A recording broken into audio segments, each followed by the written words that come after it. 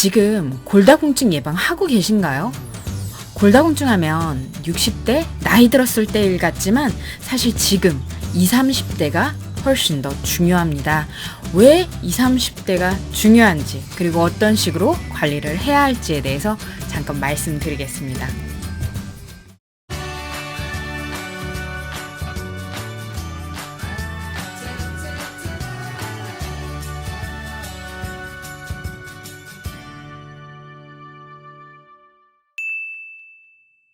안녕하세요. 병원 밖에서 만나는 의사, 병원 밖 의사 김유현입니다. 오늘은 뼈에 구멍이 송송 뚫리는 골다공증에 대해서 설명을 좀 드리려고 해요. 골다공증 같은 경우는 좀 특이하다고 생각하실 수도 있는데 체중이 많이 나가시는 분에 비해 체중이 적게 나가시는 분이 훨씬 더 위험한 질환입니다. 체중이 보통 많이 나가면 건강이 위험하고 체중이 적게 나가면 건강이 좋을 것처럼 생각하는데 사실 그 가운데 적정 체중을 제외하고는 위아래로 내려갔을 때 모두 위험성을 사실 가지고 있어요. 그래서 체중이 적게 나갈수록 위험한 질환 중 하나가 골다공증입니다. 제가 주로 편하게 설명드리는 부분은 뼈가 튼튼해질 필요가 없다라고 설명을 좀 드려요. 체중이 적게 나가면 관절은 부담이 덜 가요. 관절에 부하가 덜 걸리니까. 하지만 체중이 덜 나갔던 만큼 뼈는 튼튼해질 필요를 그동안 못 느꼈던 거죠.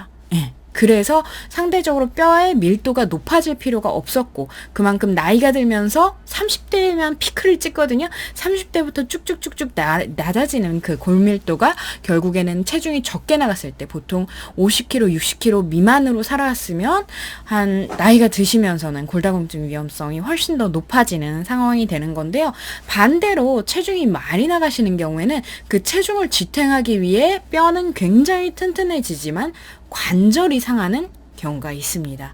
근데 또 요즘엔 또 문제가 되는 부분이 뭐냐면요. 3, 40대에도 골다공증이 생기기 시작을 했어요. 3, 40대에 골다공증이 왜 생기나 봤더니 뭐 다양한 원인들이 있겠지만 그 중에 하나가 다이어트였습니다. 다이어트를 통해서 특히 식단 조절을 엄격하게 하면서 필요한 영양소들이 공급되지 못하면서 골밀도가 급격하게 낮아진 경우인데요. 중요한 게 골밀도가 낮아진 상황에서는 체중이 많이 나가는 게 또 굉장히 위험해요. 왜냐면은 그만큼 뚜각 하고 뼈가 부러질 가능성이 더 높아지기 때문에 그렇죠. 그래서 다이어트를 할 때 영양소를 골고루 챙겨 먹는 게 중요할 것이고 그거와 함께 이제 나이가 들었을 때 를 대비해서라도 지금부터 챙겨주셔야 할 부분들이 있는 거죠. 먹는 거 이외에 영양소 충분히, 칼슘 잘, 비타민 D도 잘 이런 부분뿐만 아니라 이제 슬슬 운동을 하셔야 됩니다. 건강을 위해서 운동을 해야 된다는 걸 많이들 아시는데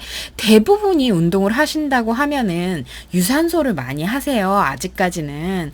그래서 유산소 운동도 분명히 굉장히 좋은 운동입니다. 특히 그런 그 심혈관계 이점이 크고 그리고 우울증 감소 효과, 심신 이완 효과 이런 부분은 유산소가 그 무산소 웨이트 트레이닝에 비해 월등히 높은데 중요한 게 유산소 운동을 통해서는 사실 골밀도 증가, 골밀도 유지 이런 부분이 웨이트 트레이닝만큼 생기지는 않아요. 특히 체중이 적게 나가는 경우에는 더더군다나. 왜냐하면은 내가 아무리 열심히 걷는다고 해도 체중이 적게 나가는 상황에서는 내 뼈에 부하가 더 가지는 않잖아요. 그래서 결국 웨이트 트레이닝을 통해서 근력 운동을 통해서 내 뼈에 내 체중 이상의 부하를 가해준다. 그래서 야, 너 뼈 튼튼해질 필요가 있어 라고 자극을 주기 시작을 하는 거죠. 그래서 보통 아까 말씀드린 것처럼 그 골밀도의 피크는 30세, 30대 요 정도로 생각을 하셔야 돼요. 그래서 그 이후로는 감소된다라고 생각을 하시면 되는데 중요한 게 30세에 피크를 쳤다. 그래, 그러면 이제 더 이상 소용없어 라고 운동을 놓는 것이 아니라 천천히 골밀도가 감소할 수 있게 또 웨이트 운동을 해야 된다는 거예요. 근데 여기서 제가 실제로 이제 건강검진 문진을 하면서 젊은 나이에 골 감소증이 나오신 분들 혹은 저체중으로 계속 지내오신 분들에게 상담을 하면서 근력 운동을 해야 된다라고 말씀드리면은 머릿속으로 생각하시는 부분이 주로 이거예요. 이거. 어깨와 팔, 아령으로 하는 운동을 많이 생각을 하시는데 그럴 때 제가 꼭 같이 말씀드리는 부분이 우리 팔로 걸어 다니지 않아요. 우리 어깨로 걸어 다니지 않습니다. 그래서 골다공증이 사실 제일 문제가 되는 부분들을 사실 골밀도를 유지하고 늘려놔야 되는 부분인데요. 그거는 결국 하체 그리고 등허리 부분이에요. 그래서 전신적인 웨이트 트레이닝 혹은 하체, 등허리, 코어 근육을 강화시키는 운동을 좀 해주시면 좋습니다. 그래서 사실 요가 같은 경우도 이게 결국 어떤 운동이든 굉장히 고강도로 가면은 일부 근력 운동이 포함이 될 수밖에 없는데, 중요한 게 초보자들 같은 경우는 어떤 운동을 하더라도 사실 그 정도 강도로 근력을 키울 수 있는 정도로 운동이 되기가 쉽지가 않아서 저는 깔끔하게 웨이트 트레이닝을 차라리 하거나, 그 헬스장 가보시면은, 피트니스 센터 가보시면 그 표시되어 있잖아요. 머신들 같은 경우는 사실 조금 더 정밀한 자극은 안 될 수 있어도 그래도 그 부위에 그 동작이 그래도 가능한 정확하게 진행이 될 수 있게 하는 거라서 그 하체에 색칠되어 있거나 등허리 부분이 색칠되어 있는 부분을 해주시면 참 좋을 것 같아요. 그리고 제가 항상 예찬하는 필라테스도 사실 도움이 됩니다. 필라테스 같은 경우는 탄성을 이용한 그 유연성과 근력을 강화시켜주는 운동이라고 생각하시면 되는데요.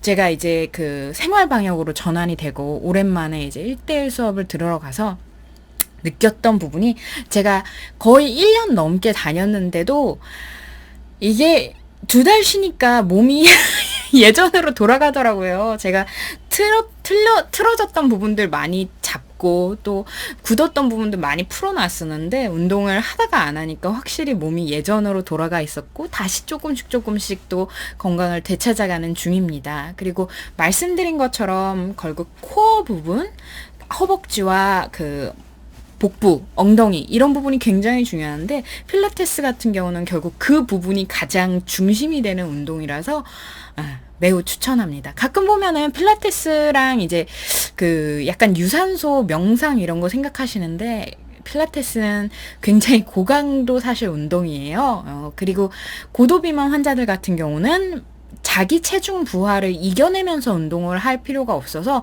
다른 운동에 비해서 부상 위험성이 적은 굉장히 좋은 운동입니다.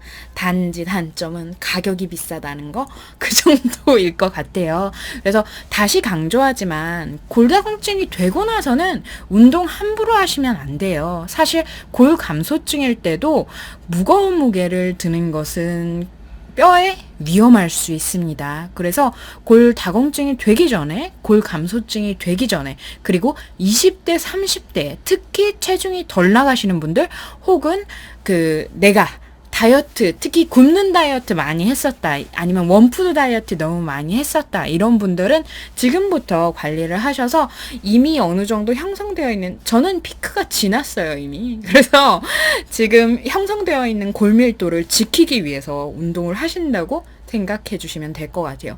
유산소 운동도 해야 되는 운동이고 몸에 좋은 운동이긴 하지만 꼭 잊지 말고 웨이트 트레이닝, 특히 하체, 등허리 운동은 꼭 챙겨주셨으면 좋겠습니다. 그래서 네, 이제 슬슬 건강을 많이 생각해야 되는 나이인 것 같아요. 요즘 친구들 만난 거는 만나지 못하죠. 카톡으로, 요즘에 그래, 카톡으로 친구들이랑 얘기하면서 건강에 대한 얘기를 엄청 많이 하고 있어서 이 얘기도 한번 영상으로 남겨봤습니다. 우리 지금까지 병원 밖에서 만나는 의사, 병원 밖 의사 김유연이었고요. 우리 같이 건강합시다.